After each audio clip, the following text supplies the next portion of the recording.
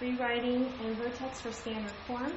The first problem that we have here says to rewrite in standard form. So if you're going to do that, you can go ahead and just expand this. So you have f of x is equal to 2 times, really that x plus 2 means that binomial times itself. And when you multiply a binomial times itself, you can FOIL. So we have f of x is equal to 2 times, if we did our first terms, then we're going to do our outer terms, so that would be plus 2x. And we'll do our inner terms, plus 2x. So we're going to do our last terms, plus 4. And we have minus 4. So our f of x is going to equal 2 times, let's clean this up, we get x squared plus 4x plus 4. All of that minus 4.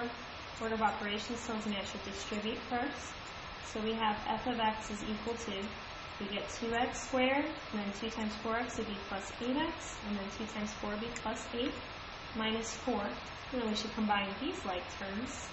So f of x is equal to 2x squared plus 8x, and then 8 minus 4 would be plus 4. And now you are in standard form. And we can compare that to writing this in vertex form. Remember, vertex form means that we need a vertex. And we can find a vertex by doing negative b over 2 times a. So in this case, it would be negative 4 over 2 times a, which is 1, which would be negative 4 over 2 for negative 2. And then remember, when we do a vertex to get our y, we're going to plug that back in. So f of negative 2 is equal to negative 2 squared plus 4 times negative 2 plus 3. Again, I just plug that negative 2 into this x's up here in this original equation. Now we clean it up. So f of negative 2 is equal to negative 2 times negative 2 is 4. 4 times negative 2 is negative 8. Then we have plus 3, which when you clean that up will be negative 1.